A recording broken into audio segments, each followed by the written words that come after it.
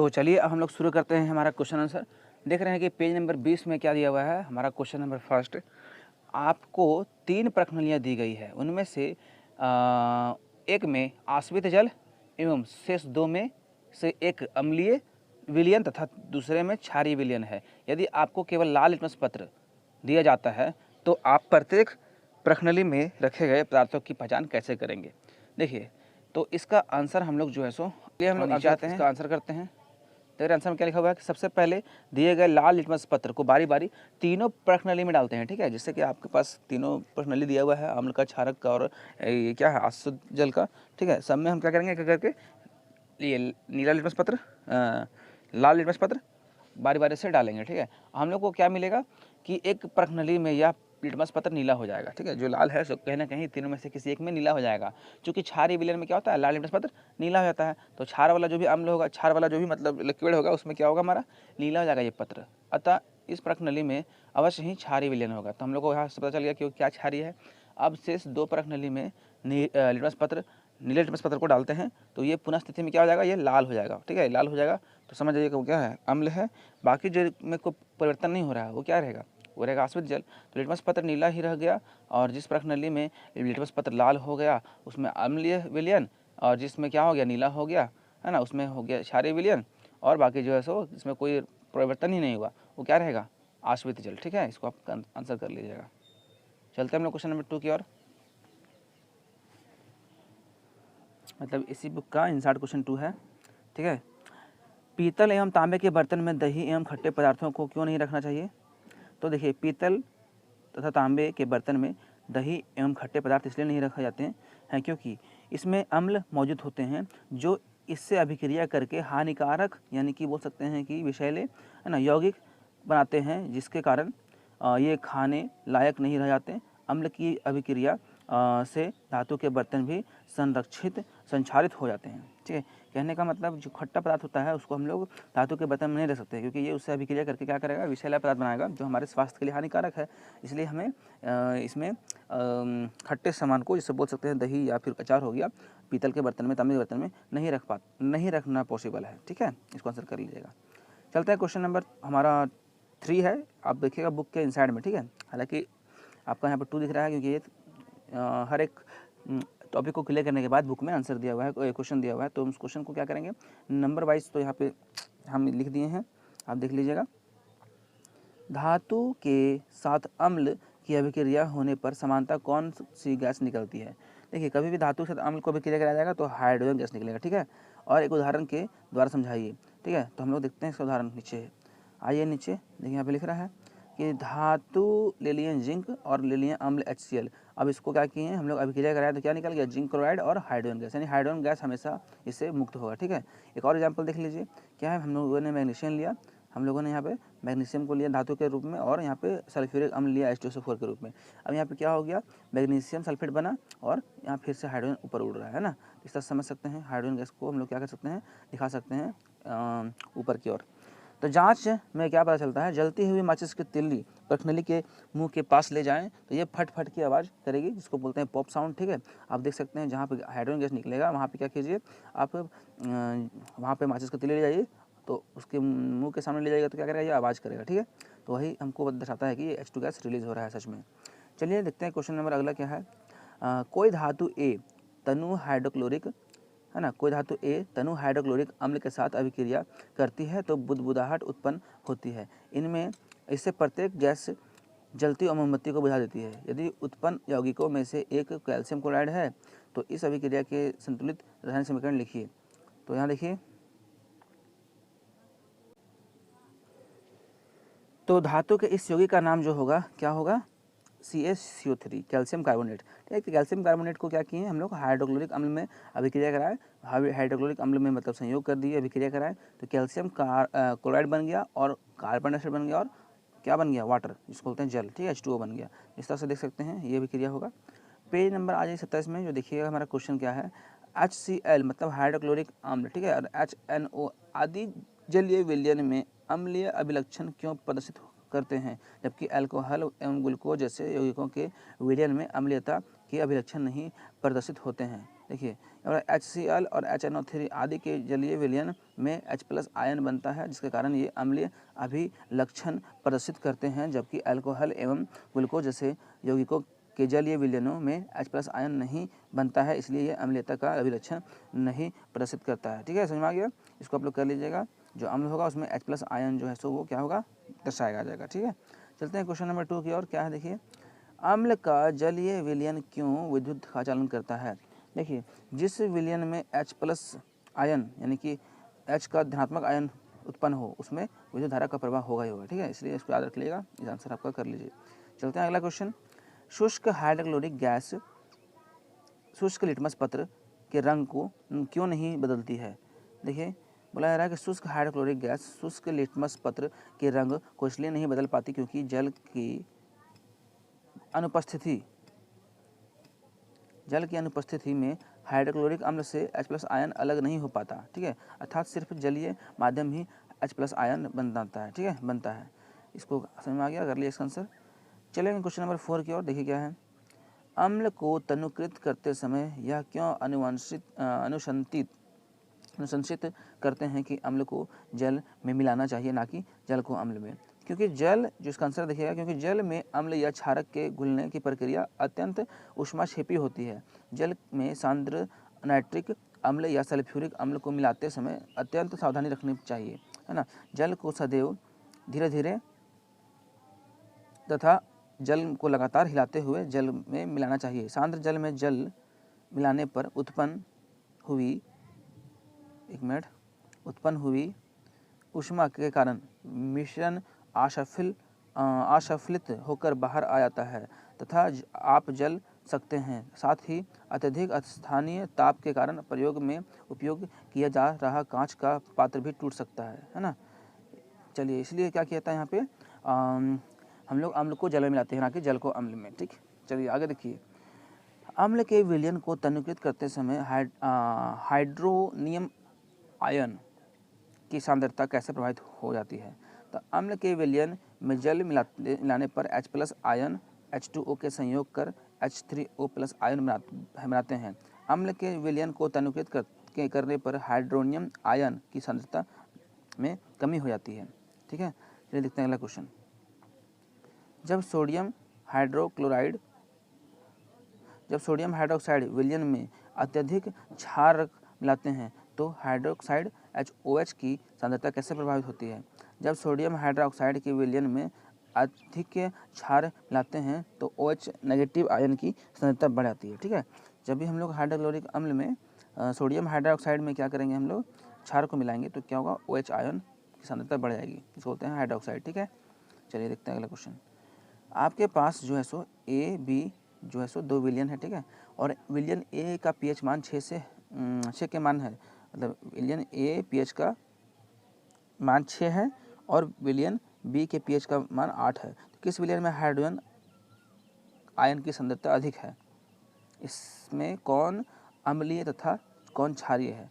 अब जान रहे हैं कि हम लोग जानते हैं कि जो 6 से मतलब बोल सकते हैं अधिक होता है वो क्षारीय होता है, जो 6 से नीचे होता है वो अम्लीय होता है। ठीक है, तो देखिए यहाँ पे तो बड़ा है विलयन A का pH मान 6 है, इसलिए यह अम्लीय होगा। 6 से मतलब आप बोल सकते हैं pH स्केल में बताया जाता है 7 से जो इधर है ना, 7 से जो इधर नीचे है वो अम्ल होता है। ठीक है, बाकी 7 से जो ऊपर वो क्या होता है, क्षार होता है। 4 से जो ऊपर होता है क्या, 7 से जो ऊपर होता है क्या, तो क्षार होता है। इसलिए हम लोग क्या करेंगे, यहाँ पे देख रहे हैं 7 के लगभग में 6, 5, 4, 3, 2 जो भी आएगा वो क्या होगा, अम्लीय होगा। इसलिए 6 वाला अम्ल हो जाएगा और 7 वाला जो क्या हो जाएगा, 7 से ऊपर मतलब बोल सकते हैं आप जो 8 वाला है वो क्या हो जाएगा, क्षार हो जाएगा। ठीक है, इसलिए यहाँ पे देखिए थोड़ा गलती लिख रहा है। ठीक है, यहाँ 9 कर दिया है, यहाँ पे 8 होगा। ठीक, 8 है इसलिए यह क्षारीय होगा।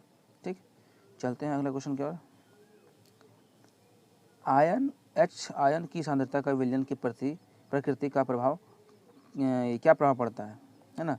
H+ आयन की सांद्रता का विलयन की प्रकृति पर क्या प्रभाव पड़ता है? तो जैसे जैसे हाइड्रोजन आयन की सांद्रता बढ़ती है विलयन और अधिक अम्लीय होता जाता है। ठीक है, जैसे जैसे H+ आयन की सांद्रता बढ़ेगी उतना ज़्यादा विलयन अम्लीय हो जाएगा। ठीक, चलते हैं क्वेश्चन नंबर 3 की ओर। क्या क्षारीय विलयन में H+ आयन होते हैं? अगर हाँ तो यह क्षारीय क्यों होते हैं? हाँ, H+ आयन क्षारीय विलयन होते हैं, परंतु इसकी सांद्रता आयनों की सांद्रता में कम होती है ना। यानी कि क्षार में भी हाइड्रोजन पाया जाता है लेकिन बहुत कम पाया जाता है, इसलिए इसका जो है सो विलयन क्षारीय कहलाता है। ये अम्ल की तरह मतलब नहीं हो पाता है, ठीक है, कम होने के कारण। चलते हैं क्वेश्चन नंबर 4। कोई किसान खेत की मृदा की परिस्थिति में बिना बुझी हुई चूना, मतलब बिना बुझा हुआ चूना यानी कैल्शियम ऑक्साइड, बुझा हुआ चूना कैल्शियम हाइड्रोक्साइड या चौक कैल्शियम का उपयोग करता है। काहे?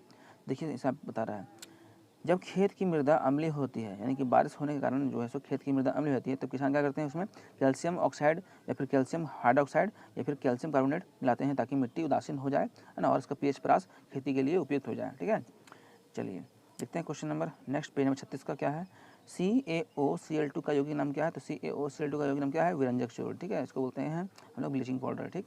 चलते हैं क्वेश्चन नंबर 2 की ओर। उस पदार्थ का नाम बताएं जो क्लोरीन से क्रिया करके विरंजक चूर्ण बनाता है। देखिए शुष्क बुझा हुआ चूना, ठीक है, क्लोरीन से अभिक्रिया करके विरंजक चूर्ण बनाएगा। देखिए फॉर्मूला, ठीक है, CaOH2 + Cl2 और CaOCl2 और H2O, ठीक है, ये बन के दिया, ठीक है। चलते हैं कठोर जल को मृदु करने के लिए किस सोडियम यौगिक का उपयोग किया जाता है? तो देखिए हमारा जो सो हार्ड वाटर जो होता है उसको मृदु करने के लिए हम लोग क्या करते हैं, धोवन सोडा का उपयोग करते हैं। इसका नाम है Na2CO, ठीक है, तो इसको लिख लीजिएगा। चलते हैं क्वेश्चन नंबर 4 की ओर। सोडियम हाइड्रोजन कार्बोनेट के विलयन को गर्म करने पर क्या होगा? इस अभिक्रिया के लिए समीकरण लिखिए। देखिए जब सोडियम हाइड्रोजन कार्बोनेट के विलयन को गर्म किया जाता है तो यह अपघटित होकर सोडियम कार्बोनेट एवं जल CO2 का निर्माण करता है। इसलिए अभिक्रिया जो है सो इस प्रकार आप देख सकते हैं। ये जो हमारा जो है सोडियम है ना बाइकार्बोनेट है, इसको क्या किया गया है, उष्मा दिया गया तो ये सोडियम कार्बोनेट बन गया, ठीक है। ये सोडियम हाइड्रोजन कार्बोनेट है, इसको जब हम उष्मा देते हैं तो क्या बनता है, सोडियम बाइकार्बोनेट और क्या बनता है, कार्बन डाइऑक्साइड, ठीक।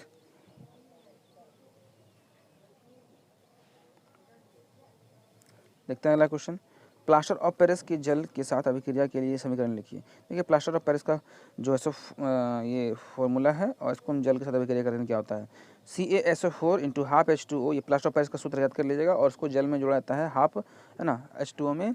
तो देखिए क्या होता है, CaSO4 × 2H2O जिप्सम बन के देता है, ठीक है, इसका आंसर ये हो गया। चलते हैं क्वेश्चन नंबर 6 की ओर। मतलब 6 इसमें नहीं है, अब पाठ्य पुस्तक के हल जो मतलब बोल सकते हैं कि आप इसके बुक को ख़त्म कीजिएगा तो लास्ट में जो क्वेश्चन मिलता है वो, ठीक है, इसको हम लोग करते हैं।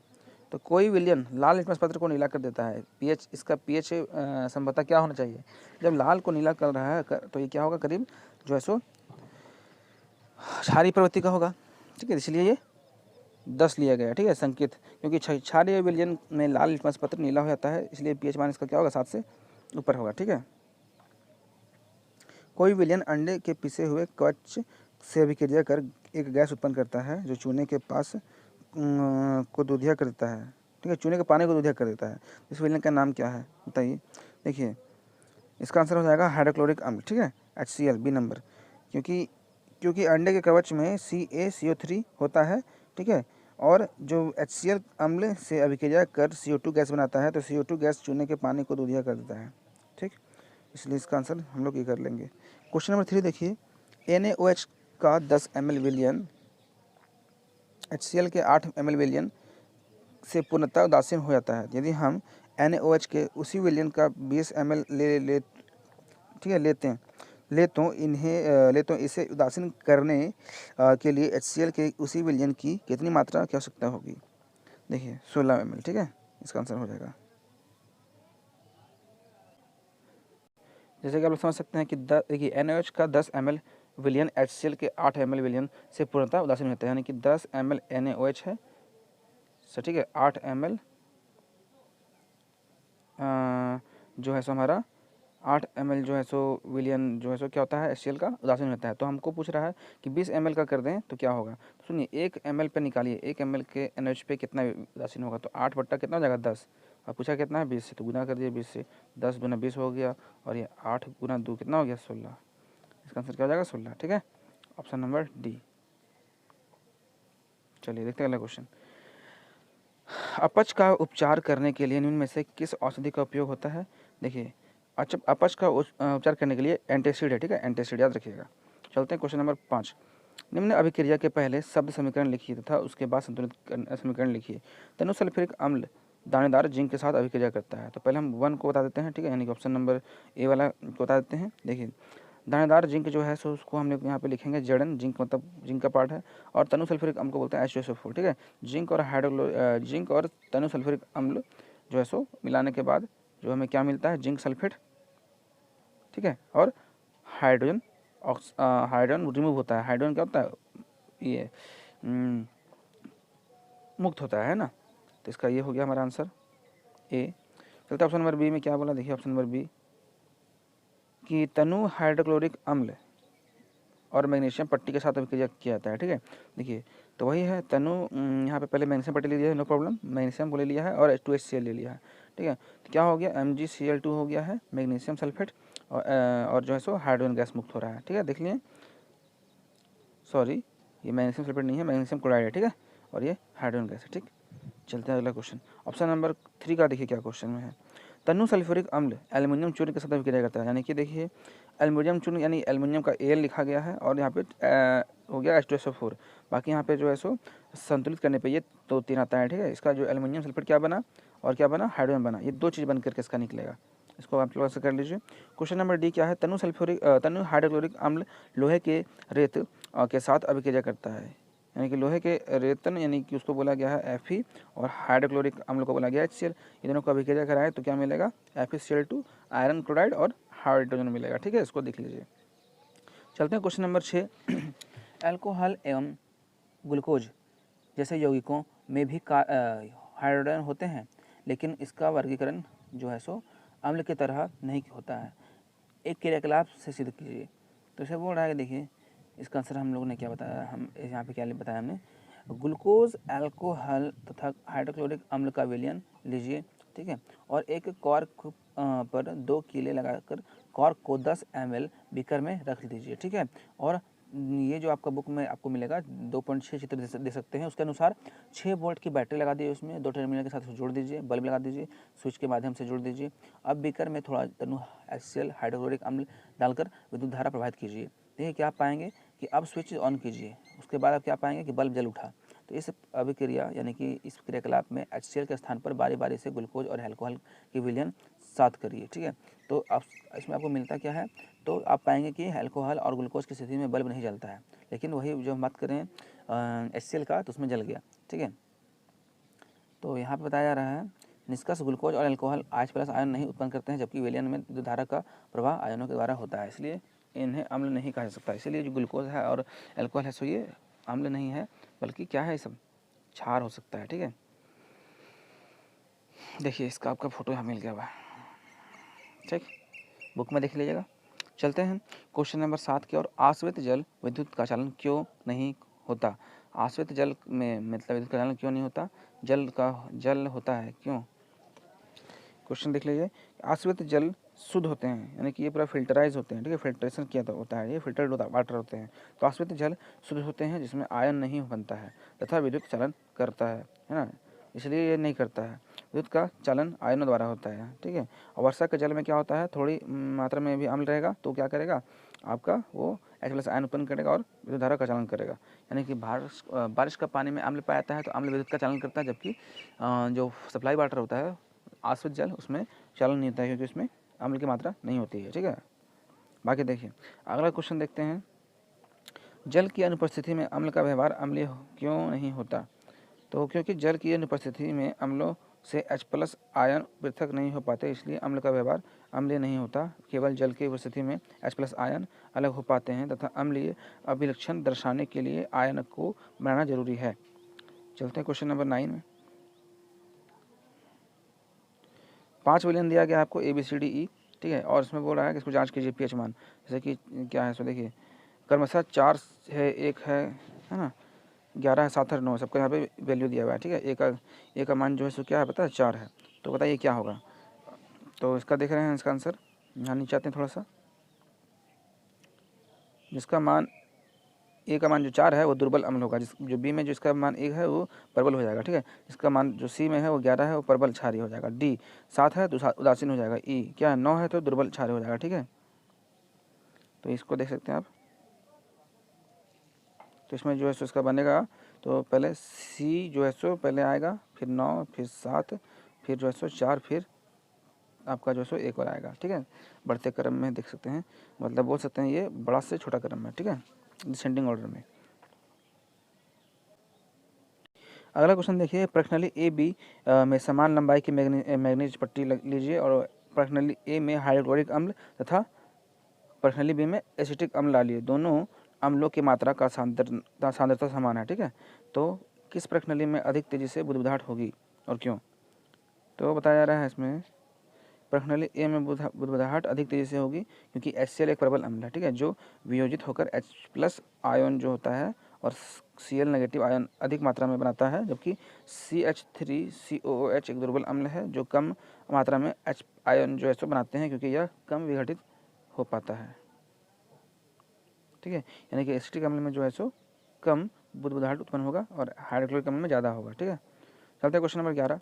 ताज़े दूध का pH मान 6 होता है, दही बन जाने पर ताज़े दूध का pH मान 6 होता है, दही बन जाने पर इसके pH का मान क्या परिवर्तन होगा, समझाइए। तो यहाँ बोला जा रहा है कि दूध से दही बनने की प्रक्रिया लैक्टिक अम्ल का निर्माण होता है, जिसके कारण इसका pH मान 6 से कम होता है। ठीक है, अगला क्वेश्चन देखिए, एक ग्वाला है तो क्या करता है, दूध में थोड़ा बेकिंग सोडा मिलाता है, ताज़ा दूध के pH मान को 6 से बदलकर थोड़ा और क्षारित क्यों बना देता है। और बी पूछता है क्या, इस दूध को दही बनने में अधिक समय क्यों लगता है। देखिए, ग्वाला क्या करता है ना, वो 6 से और भी मतलब 6 से बदलकर वो थोड़ा और क्षारित बनाता है। काहे, इसके पीछे रीजन है क्योंकि वो लंबे समय तक दूध को रख सके। ताज़ा दूध के pH मान को 6 से बदलकर थोड़ा क्षारी इसलिए किया जाता है क्योंकि क्षारी दूध अधिक समय तक खराब नहीं होता है। ठीक है दोस्तों, इसलिए इसको क्षारी करता है वो। ठीक है, ग्वाला जो है सो। इस दूध को दही में बनने में समय क्यों लगता है, क्योंकि क्षारी हो चुका है तो इसको अब अम्लीय बनने में टाइम लगेगा। इसी दूध को दही बनने में अधिक समय इसलिए लगता है क्योंकि ये इस प्रक्रिया में बना लैक्टिक अम्ल पहले क्षार को उदासीन करता है फिर अम्लीय होता है, इसलिए जो है सो उसमें समय काफ़ी लगता है। ठीक है, समझ आ गया। चलते हैं question number 13। Plaster of Paris को आर्द्र रोधी बर्तन में क्यों रखना चाहिए और इसकी व्याख्या कीजिए। तो प्लास्टर ऑफ पेरिस को आर्द्ररोधी बर्तनों में इसलिए रखा जाता है क्योंकि यह आर्द्रता की उपस्थिति में जल को अवशोषित कर ठोस पदार्थ जिप्सम बनाती है, जिसके कारण इसमें जल के साथ मिलकर जमने का गुण नष्ट हो जाता है। ठीक है, इसका देख सकते हैं यहाँ पे फॉर्मूला क्या है, प्लास्टर ऑफ पेरिस का फॉर्मूला क्या है, CaSO4 × ½ H2O और प्लस 1½ H2O। ठीक है, और क्या बन गया, जिप्सम पदार्थ। ठीक है, देख लीजिए। क्वेश्चन नंबर 14 क्या है, उदासीकरण की अभिक्रिया क्या है। ये क्वेश्चन एग्जाम में पूछता है। अम्ल और क्षारक की अभिक्रिया से लवण एवं जल बनते हैं, जिसे उदासीकरण अभिक्रिया कहते हैं। ठीक है, चूंकि सभी अम्ल क्या होते हैं, H+ आयन छोड़ते हैं। ठीक है, तथा क्षारीय OH बनाते हैं। ठीक है, तो यहाँ पे आपका यहाँ पे देखिए दिया हुआ है एग्जाम्पल। इसमें देखिए HX जो है सो अम्ल के फॉर्म में है और MOH जो है सो क्षार के फॉर्म में है। तो क्या बन गया, M ले लिया X को और OH ले लिया H को। ठीक है, तो यही हो गया, देखिए क्या है, जल बन गया HOH मतलब H2, दो H हो गया, एक 2, 2 मतलब हाइड्रोजन हो गया और एक ठो ऑक्सीजन हो गया। तो ये दोनों को जोड़ने पर। ठीक है, देखिए आगे यहाँ पे क्या है, NaOH सोडियम हाइड्रोक्साइड को हाइड्रोक्लोरिक अम्ल जोड़ रहे हैं, क्या हो गया, NaCl ले लिया और क्या ले लेगा, H2O। ठीक है, वाटर हमेशा बनाएगा इसमें, याद रखिएगा। इसमें वही हुआ है, KOH लिया। देखिए KOH में क्या हो गया है, जो है सो KOH में जो है सो K ले लिया और ये वाला KO ले लिया और इसको H को, और ये क्या ले लिया, वाटर को। देखिए H2 है ना, यहाँ पे दो को यहाँ पे H है और 2 है और यहाँ O है। ठीक है, समझ आ गया।